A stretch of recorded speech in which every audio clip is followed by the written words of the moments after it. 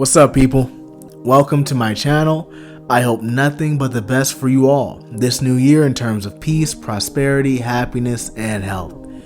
My name is Sino Kane, and this is a channel where I will be speaking about many different subjects, and hopefully some are of interest to you. This is the very first video on this channel, and as such, considering my adamant belief in God, the subject matter of this video will be about God, and specifically, why we must humble ourselves before God. There are a lot of problems in this world, and I think that the lack of exercising genuine humility before God is one of the big ones for sure. There are plenty of benefits to humbling ourselves before God, but before we get into each of them specifically, I think it's smarter to discuss why we should even humble ourselves in the first place.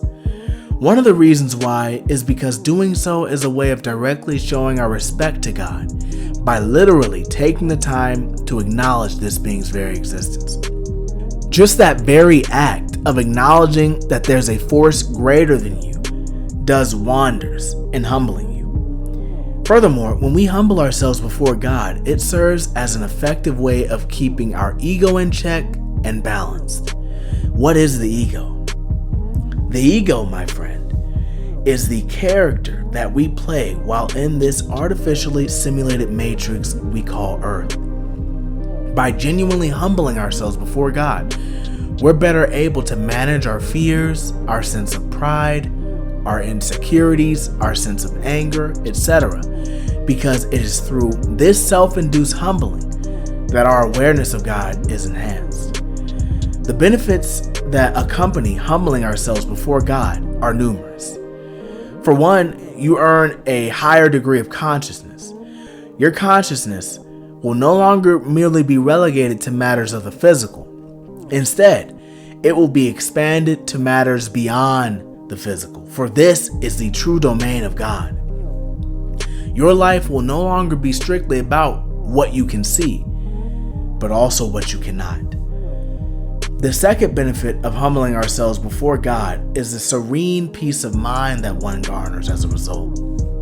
In my meditations, I've concluded that humans are literally constructed by God with a peace or a hole within ourselves that can only be filled with Him in order for our peace to be optimized. This peace of mind goes hand in hand with the next benefit of humbling ourselves before God. A greater sense of security within oneself. It's almost as if via our intentional connection with God, through our humbling of ourselves, we are granted the gift of greater understanding in the sense that there is some greater purpose or reason as to why we are who we are, where we are, etc.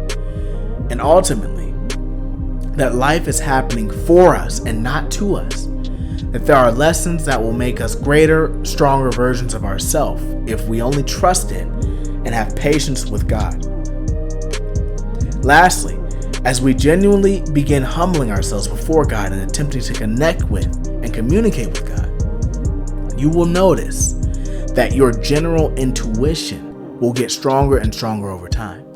You will begin to understand that one of the main ways that God communicates with you is through your intuition, and you will learn not to ignore this phenomenon. With all this being said, how do we humble ourselves before God? How do we actually do it? What are some practical things that we can all do to humble ourselves before this being? Well, for one, actually talk with and speak with God as if He is a real being with the capacity of hearing and understanding you, because He can. Within your communications with God, be sure that you are completely and utterly honest and forthcoming to God about all of your real thoughts and genuine feelings, because it is ultimately futile to lie to God anyway. Furthermore, another very effective way of humbling ourselves to God is simply by being extremely thankful, expressing our gratitude, and vocalizing our appreciation for every little thing that we have.